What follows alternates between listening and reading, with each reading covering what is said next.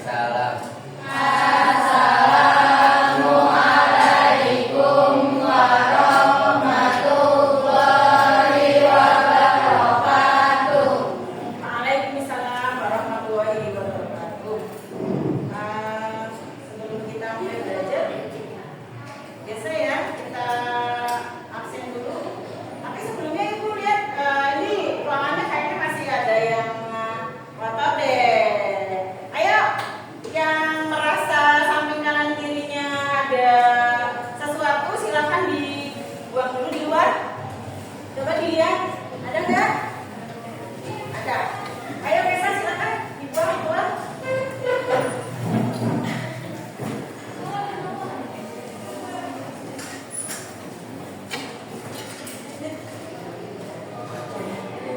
Ada yang lama sebentar ini?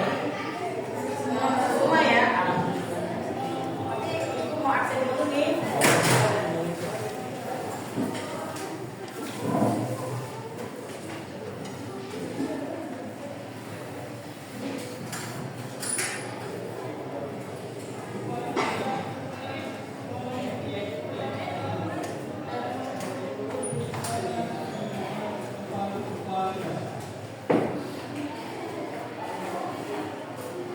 Anisatri, Aula Zahra, Bella,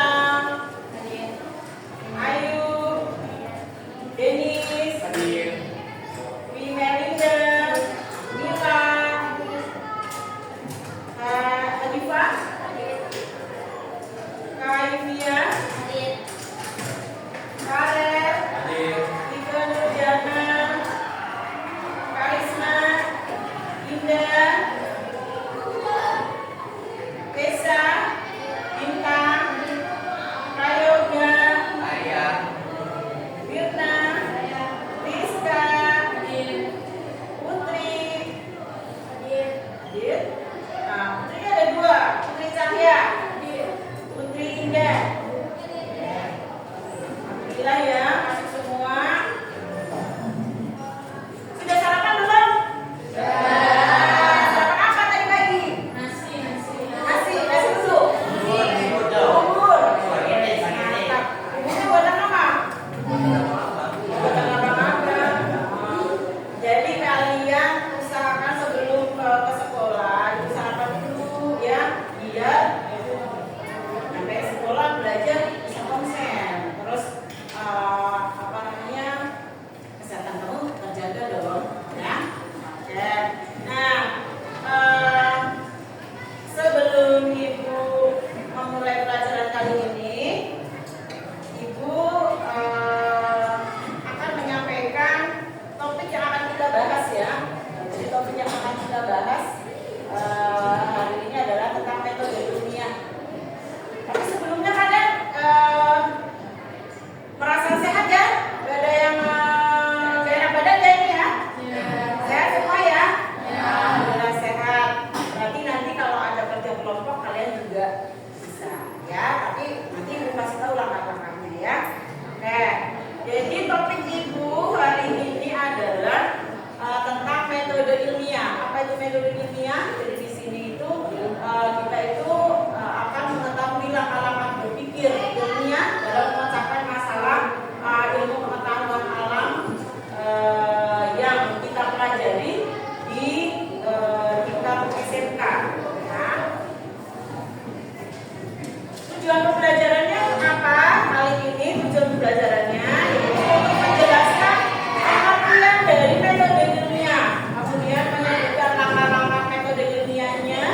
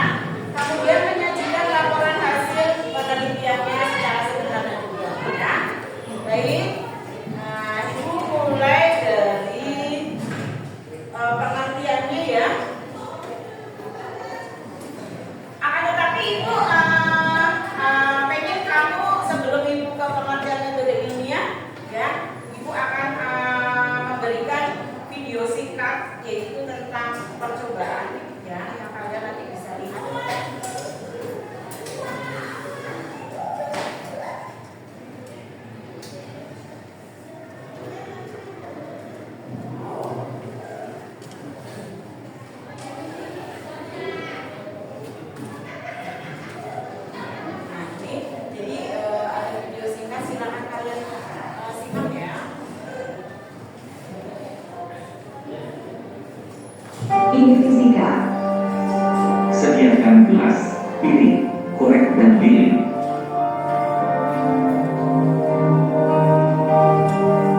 Taruh lilin di atas piring. Tuang air ke dalam piring yang sudah diberi pewarna.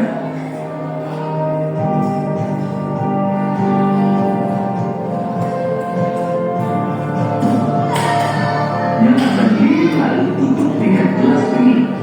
Perhatikan.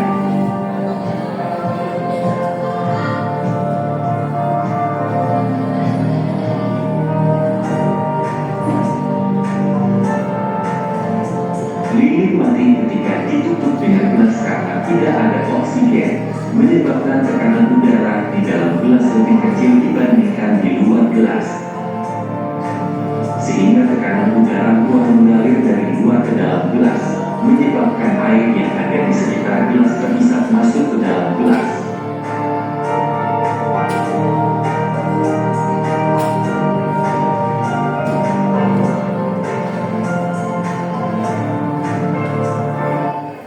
Ayo Alessandro. Nah, baik. Ini.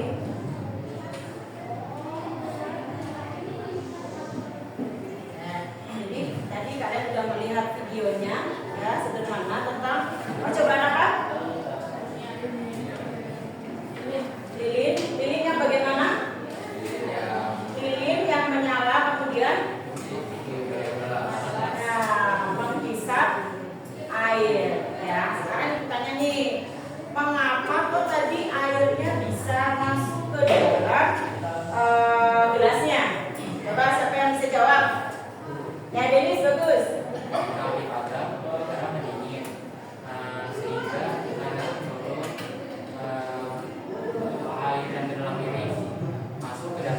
Iya, bagus ya.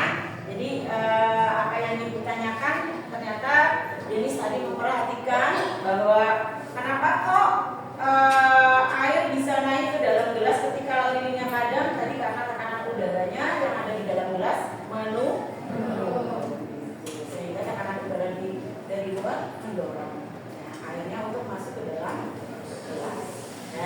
Nah, dari itu nanti kalian akan melakukan percobaan sederhana, ya, seperti yang ada di video tadi, dan kalian akan menerapkan langkah-langkah yang ada di dalam metode ilmiah itu sendiri. Nah, sekarang kita mulai dari pengertian metode ilmiahnya, ya.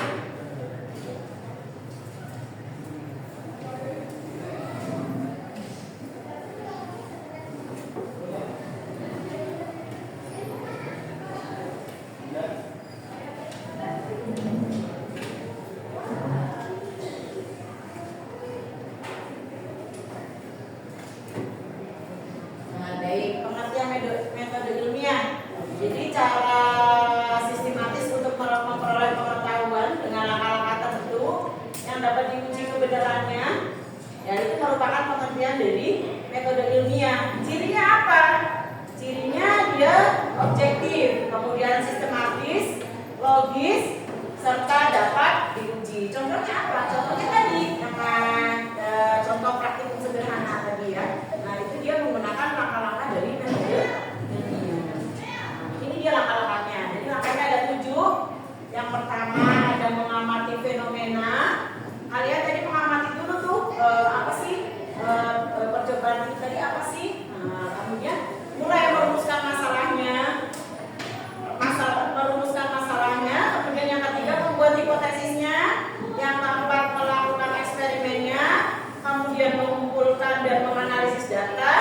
Menyimpulkan. Setelah itu yang terakhir adalah kalian melaporkan hasil dari percobaan yang kalian lakukan. Nah, Bu, poin-poinnya apa, Bu, untuk yang langkah pertama? Ini dia. Jadi langkah pertama pada saat mengidentifikasi masalah, ya, itu nanti di situ ada apa yang dilakukan. Jadi kalian menentukan topiknya atau fenomena yang ingin diteliti. Nah, makanya tadi aku tanya, tadi isinya apa? Yang di depan videonya. Nah, tujuannya untuk apa? Untuk menemukan masalah yang jelas dan spesifik agar penelitiannya terarah, ya. Kemudian yang kedua, untuk mengumpulkan informasi. Apa yang dilakukan? Mengumpulkan datanya dari awal, dari pengamatan langsung, yaitu dengan cara membaca buku, jurnal, atau sumber terpercaya lainnya. Tujuannya untuk apa? Untuk memahami latar belakang masalah dan menghindari kesalahan secara berulang. Ya. Jadi tadi kalau yang tadi percobaan lilin, apa sih di situ untuk apa kajian pustakanya? Ya, kalian akan mempelajari prinsip tekanan udara dari pembakaran lilin tadi ya. Lanjut untuk langkah yang ketiga, yaitu menyusun hipotesis. Di situ apa yang dilakukan? Yaitu membuat dugaan sementara atau prediksi jawaban dari masalah berdasarkan data awal tadi pada saat kamu mengamati. Ya. Kemudian yang keempat, baru melakukan percobaannya. Melakukan percobaannya ya sesuai dengan prosedur yang ada. Langkah-langkahnya nanti ada di LKS-nya, di LKPD-nya. Yang kelima, mengumpulkan dan menganalisis data. Jadi setelah kalian melakukan percobaan, kemudian datanya terkumpul, kalian mencatat, entah itu berupa angka, gambar atau grafik. Kemudian kalian analisis, ya. Tujuannya untuk apa? Untuk menarik kesimpulan. Nanti di terakhir itu ada menarik kesimpulan. Di situ untuk menentukan apakah hasil eksperimennya mendukung hipotesis kamu atau enggak. Ya, jadi tujuannya untuk menjawab pertanyaan awal secara ilmiah. Nah, yang terakhir tadi apa? Melaporkan hasil percobaan kalian. Jadi nanti kalian presentasi ya. Nah, nanti ada kelompok yang presentasi maju ke depan, silahkan untuk melaporkan apa yang kamu lihat. Nah, ini contoh kasusnya. Jadi ada fenomena air sungai di dekat sekolah itu berwarna keruh. Nah, maka kalian dari situ bisa membuat rumusan masalahnya. Apa penyebab air sungai menjadi keruh? Itu rumusan masalah. Jadi rumusan masalah itu isinya sebuah pertanyaan ya, sebuah pertanyaan kasus dari fenomena yang kalian lihat. Ya, permasalahan yang kalian lihat. Nah, kalian tuangkan ke dalam rumusan masalah berupa pertanyaan. Terus hipotesisnya apa? Hipotesis itu adalah dugaan kamu sementara.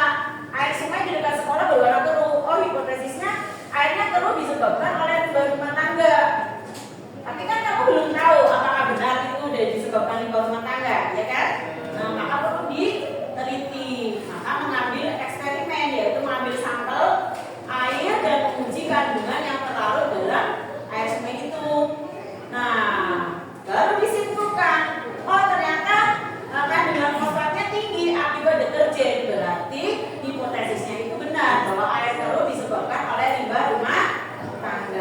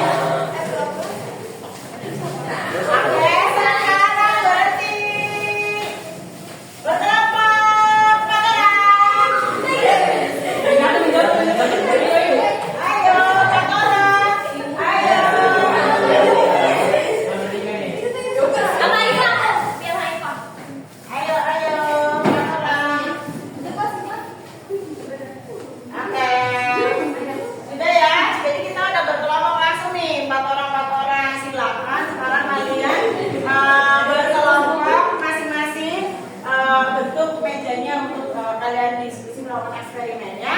Oke, silakan.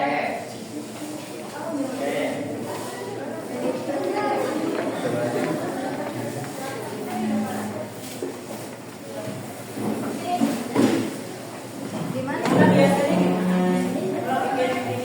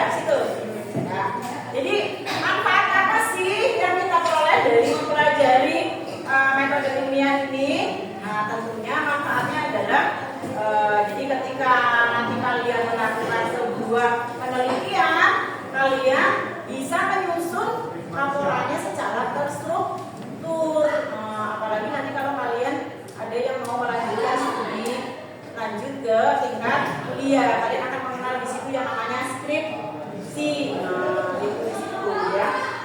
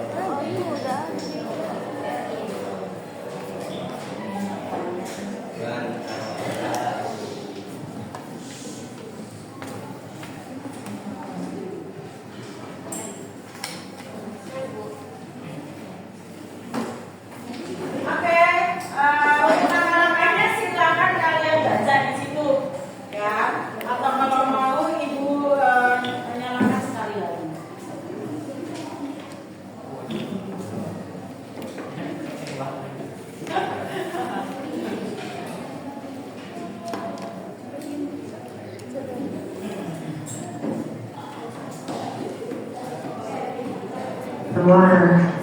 I just didn't realize I was this underwater. If you're stressed about...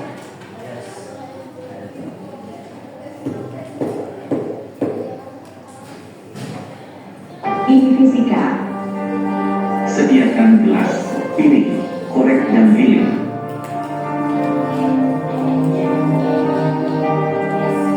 Taruh lilin di atas piring. Tuang air ke dalam piring yang sudah diberi pewarna.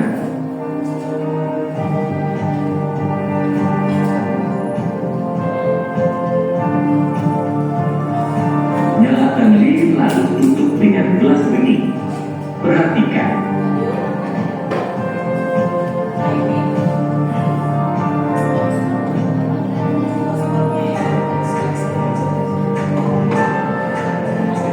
Lilin mati ketika ditutup dengan gelas karena tidak ada oksigen, menyebabkan tekanan udara di dalam gelas lebih kecil dibandingkan di luar gelas.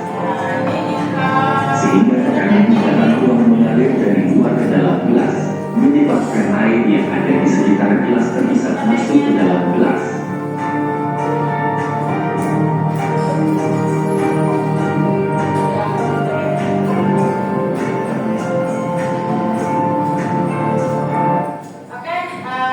Walaupun tanpa melihat ini juga udah paham ya?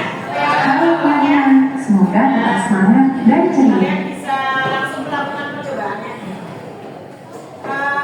Ya, nyalain dulu, jangan langsung dulu. Biar jangan dulu, terang dulu.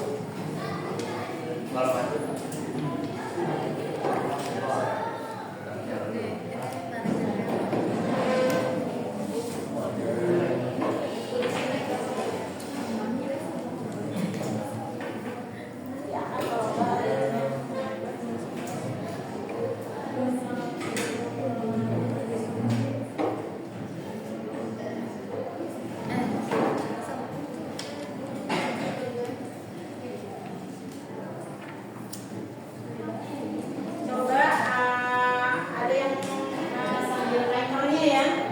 Nah jadi nanti kamu kamu lihat pada saat padamnya setelah berapa detik.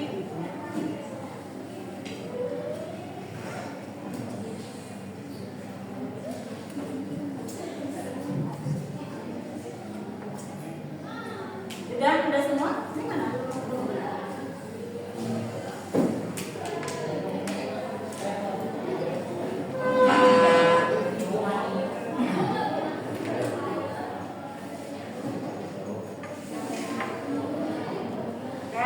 Udah sekarang kalian diskusikan aja, ambil timernya ya, kira-kira dari waktu dari nyala kamu masuk batu ini sampai dengan masuknya itu berapa detik? Sampai jadi ada 3 redup, kan masih dimasukin masih nyala, kemudian ada redup terus mati. Nah ada 3 waktu di situ ya.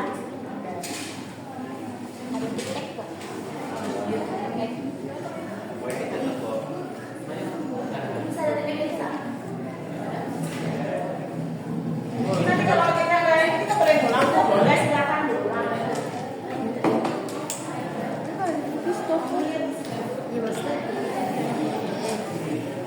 Nah, itu udah mati.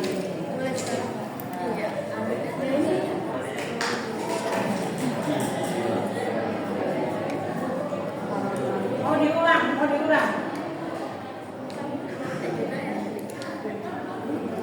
Mau diulang, ada diulang nggak apa-apa.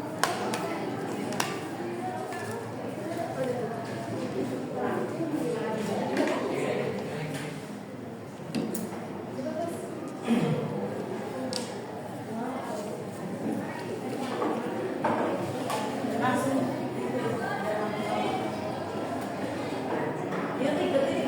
Detik berapa? Nah, sama aja. Dan sekarang silakan KBD-nya diisi ya.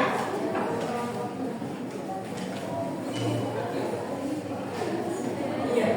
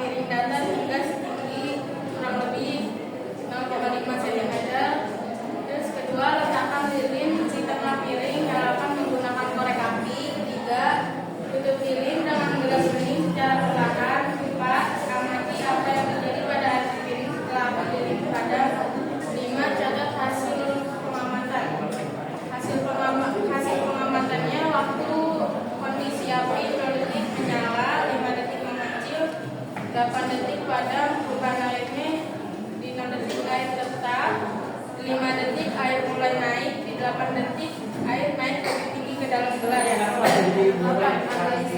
Api menggunakan oksigen untuk membakar. Saat oksigen habis, api akan mati dan udara di dalam gelas menjadi bisa juga tertekan. 9. Kesimpulan. Hipotesis dinginnya menyala dan kemudian dorongan gelas menyebabkan perbedaan tekanan udara yang membuat air tertolong masuk ke dalam gelas. Sekian presentasi hasil dari praktek kami. Kami akhirin. Wassalamualaikum warahmatullahi wabarakatuh. Setelah kita pakai kemudian